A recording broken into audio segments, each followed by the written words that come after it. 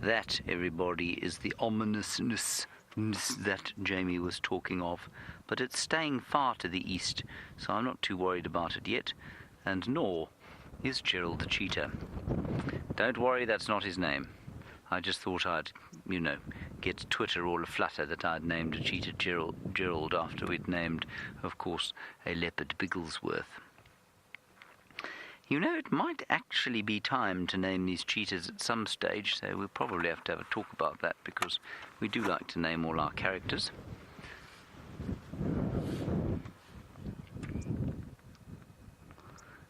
And what was that, Rebecca? Charlemagne. You want to call this cheetah Charlemagne, do you?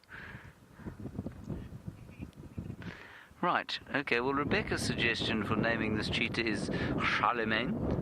Of course, the great French emperor, Charlemagne, who was operating when about, was he? He must have been round about, 1100s?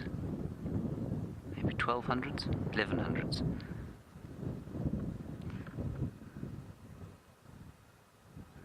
I'm not sure why you'd want to call him Charlemagne, though. I'm not sure that that's a good cheetah name. Charles, perhaps, better. Charles the cheetah. Charles the cheetah and his brother Andrew. Look at that sky.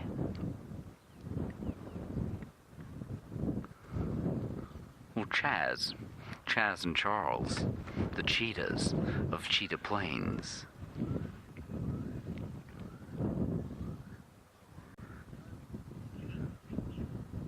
Chase and Chad, the cheetah.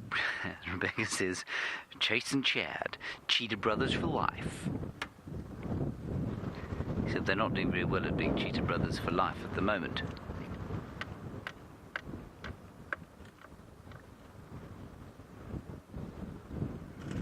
He's much more relaxed than he was, and I'll tell you why I think that is. I think it's because he's lying in a totally open area now. So you can see he's given himself a little bit of vantage by lying up on the top of the bank of this waterhole, I suppose you call it. And that just lets him see over the tops of the grass.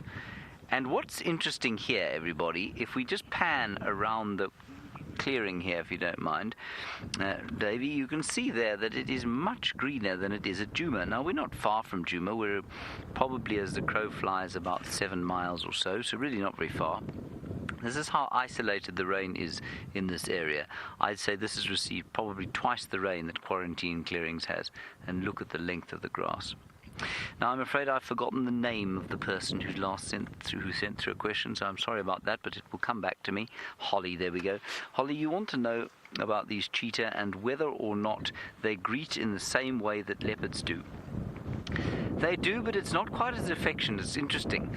I noticed it the last time I saw the two brothers together, Holly. What they do is there is a greeting. There's a kind of head rubbing that goes on, but there isn't that mutual grooming, that licking that goes on, even between male lions that you see, and they don't kind of flop onto each other like male lions do, or like a lion pride does. They then lie apart from each other. They move with each other all the time. They lie close by, but they don't lie on each other the way lions do, or the way those two little leopard cubs have been doing. And I don't really know why that should be the case, but they're not quite as affectionate. They are, of course, a totally different genus, and while they are defined as part of the big cats, of course they are cats, and they are big, and therefore they are big cats, they are not closely related to leopards or lions.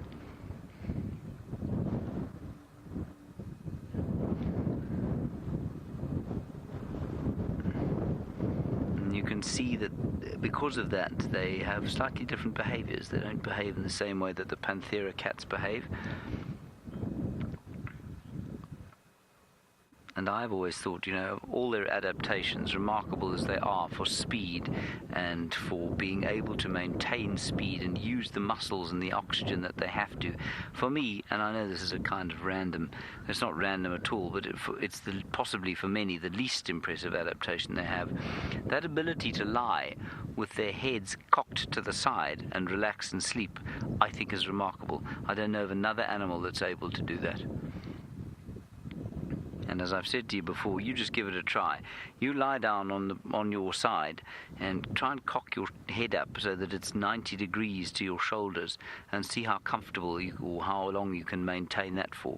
It won't be longer than 2 minutes, I promise. And it's because they have to be able to see what's going on around them. That's why he's chosen to lie where he has. He can look over the tops of the grass, and they are so threatened. And apparently this chap was set upon by some baboons this morning, and although he wouldn't have struggled to outrun them, or anything else out here for that matter, he would like to see them coming. He needs a bit of early warning. Can't climb a tree in the same way that a leopard can, certainly not to a point of safety. Anything that he can climb, anything that would chase him, would be able to climb much better.